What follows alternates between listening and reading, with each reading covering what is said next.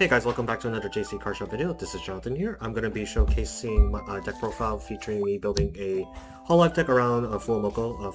Fuwamoco is, as the deck implies, is centered around Fuwawa and Mococo.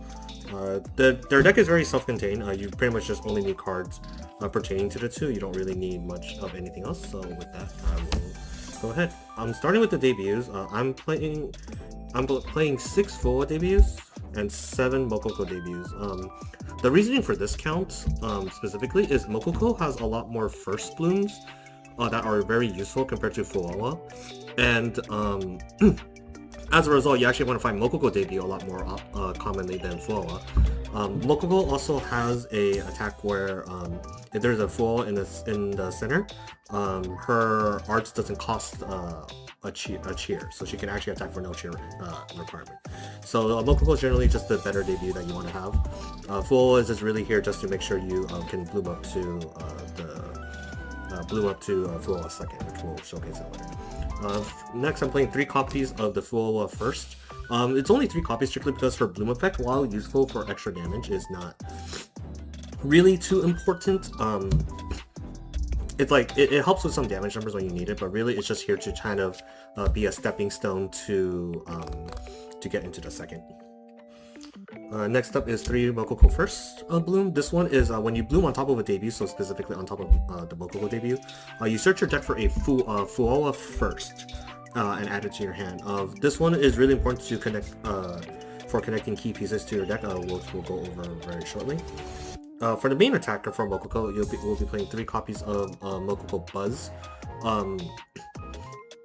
She has a gift where the center is Fuwawa. When she moves back, retreats from the collab, she goes back standing. She doesn't rest. So you can actually continuously collab with her, so long as your center Fuwawa didn't get knocked out the turn before.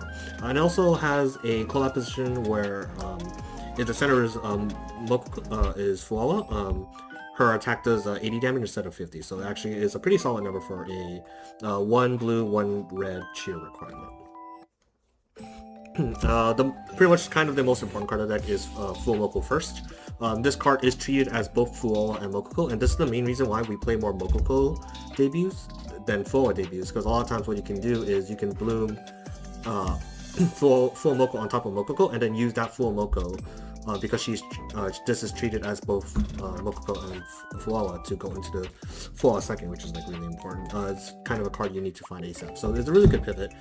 Also, the most common attack we'll be using is the first arts, which is a twin sister demonic guard dogs. This cheer, it does 40 damage, but it also reveals a red or blue cheer from your cheer deck and attach it to any other Hololive with admin. So it's pretty much a ramp, so to speak, in its own deck. Finally, to round out our Hololive, I am playing 4 copies of Fuwawa second. This is pretty much the main Hololive you want at the center at all times. She has for one blue cheer, she attacks for 60, 50, and does an additional 50 against purple. But it really doesn't come about well. So you generally will never use this attack, this arts. The one you'll be using the most is the second one, where it does 100 damage, 50 advantage against purple. If the Oshi that you're using is Fuwamoco, you can reattach a cheer from Fuwawa to Mococo, and then you can do 50 special damage to your opponent's center Hololive.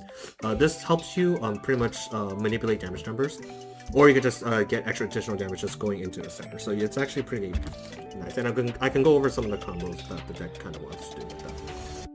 That's really it for the Hololive. Next time I'm playing 4 copies of Nodoka. This deck really wants to draw a lot. You just need to find all your pieces in one shot.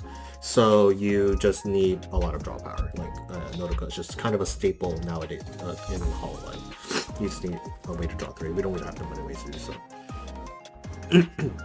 Next up is 4 copies of Macaroni 24. In most decks I actually don't like Macaroni 24, but in this deck it's kind of really important.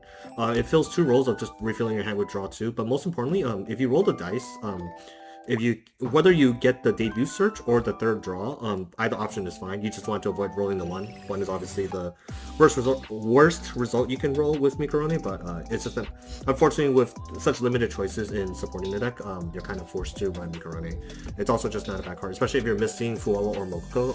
Macaroni 24 could get you there. There are other limited options such as dual monitor PC that you can use to get where it gets two debuts into play, but I generally don't like that card because it's like it not only wastes your limited support for the turn, but like if you're already set up, that card just doesn't really do anything. So I'd rather just Mikorone is just all around a better card than that. 2 copies of Sogan makes you my enemy. This card's just really good at messing up your opponent's tempo, especially when they put up like cards in the center or collab that like they want you to knock out.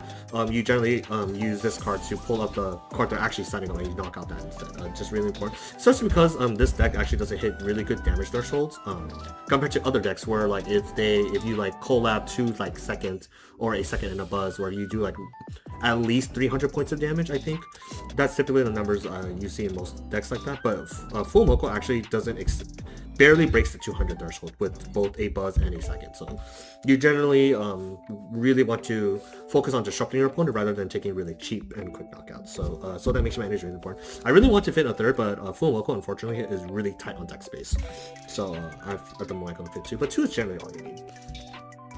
1 mana to you generally pretty much kind of spit out your hand very quickly because you need like find a Fuwawa, you need to find like 1 or 2 Fuwawa, you want to find like 1 or 2 Mococo, and then like the first to develop, and then as a result you run out of hand really quickly. Even with the multiple draw 3s with Nodoka and Mikorone, you just run out of gas really quickly. So Manager-chan is a really good like quick refill. Another thing is like if your hand is just really awful, you just need a hard reset, especially because you have so many revolving pieces. There's so many cards you have to find. That's it for the limiteds. Next up, I'm playing 1 copy of Explosion Magic. This card is mostly here just to do additional damage because as I mentioned earlier, the Fuwamoco deck actually doesn't output that much damage compared to other decks where they have, especially decks that have 2 lane, a collab and a center attacker. So Explosion Magic generally helps you hit specific damage thresholds that you need to hit. Especially when this deck, while it doesn't hit as hard, has quite a bit of damage manipulation as well. Next up would be 3 normal PCs, just pretty much a way to guarantee get your debuts into play. Especially whichever one you're missing, you just normal PC for it. Pretty standard. You just have to find it. Again, not 4 copies, simply because I need there's space that I need to make room for other cards. One of the cards I'm really adamant on playing is 3 copies of Peril. Peril is a mascot that the Hololive that it is attached to gets 20 HP. I think HP is something that's very undervalued in Hololive right now. Some players kind of don't really value, even just 10 additional HP is just really important. Like sometimes a lot of people just are 10 damage off and like extra HP is just really helpful. One of the practice games I was playing with is like I actually avoided losing a game because I attached Peril onto like my Mococo buzz, which my opponent was trying to take a 3 prize knockout. Or knockout 3 life by getting an extra kill.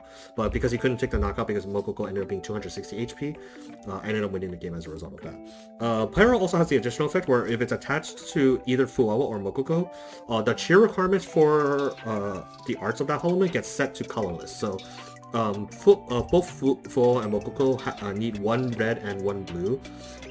So as a result, you need to kind of manage your cheers really delicately because sometimes you just have all 1 color and you're missing the other color. Peril lets you kind of avoid that where all your attacks get such colorless. So it's just an all-around good card. I wouldn't want to play 4 because it does break, especially when you do have the proper cheer requirements. Other than that, it's just really just for the 20 HP. Rounding out the last 2 cards of the deck, I'm playing 2 copies of Stone Axe. Just more damage modulation. You just need to hit specific damage numbers, and I think 230 with the combination of Fuwawa and Mococo hitting 230 is just barely enough. But if your opponent plays like any HP modulating stuff like either a mascot or a fan that increases their HP and they just go out of your 230 range, you just need the extra damage to secure knockouts. That's it really for the deck. A kind of a quick thing you want to do is for Fuwamoco, the Yoshi, they have 2 skills I didn't go over. So the first skill is Moco-chan is you spend 3 holo power. Pretty much you send the top part of your cheer deck into Mococo. So you usually just pay 3 and ramp. So you could just kind of dedicate all your cheers to Fuwawa, and then when you're ready to attack with Fuwawa second and Mococo first buzz, you just bloom up Mococo first. Use Moco-chan to pay 3 holo power, take your top part of your cheer deck, attach it to Mococo. And then because Fuwawa is set up with 3 cheers, you attack with Fuwawa first, and then move the cheer over to Mococo. And then now Mococo is able to attack. So you can technically do this 5 cheer combination attack for a total of 4, which is like really efficient. The SP Oshi skill is kind of like what I really value in this Oshi a lot. It's pay 2. One of my home ends with Advent can actually directly attack my opponent's back row. So as I mentioned earlier, you can kind of, depending on how you spread your damage, you can actually take 3 knockouts with Fuwawa, because you can have Fuwawa do 100 damage to the back, and that can potentially knock out something. More damage if you like augment with Stone Axe. And then you use the secondary effect, move a cheer over to Mococo, and you do 50 damage to center. And if you already augmented damage onto the center, that could also gain to a knockout, and then Mococo can take the 3rd knockout on a collab if you like kind of manipulate your damage enough. So other than that, just being able to directly attack the back is just really strong. Especially, eventually, we're going to get into situations where there'll be a lot of mechanisms to avoid special damage attacking the back row. So being able to just directly attack with arts is just really strong. I think it's something that's just undervalued.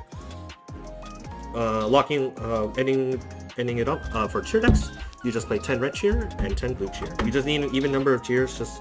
You can argue to run more blue cheers for Fuwawa, since Fuwawa is the main attacker of the deck, and then like red cheers you just kind of cycle over to Mococo.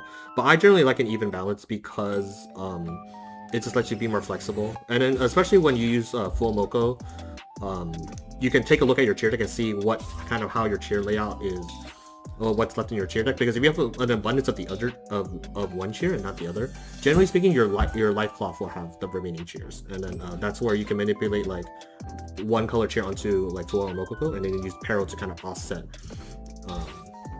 the color requirements. Yeah, hopefully you guys enjoyed this deck. I will be featuring this deck hopefully in some games. Hopefully you guys can see this deck in action. It's kind of a really cool deck. It is not, unfortunately, not a really strong meta contender, just because there's just a lot of revolving pieces, and it just doesn't hit the damage numbers that the meta decks currently do. But if you do like Fuwamoco, which quite a bit of people do, this is a pretty good deck, really fun, and I hope you guys enjoyed. Other than that, we'll see you guys on the next one.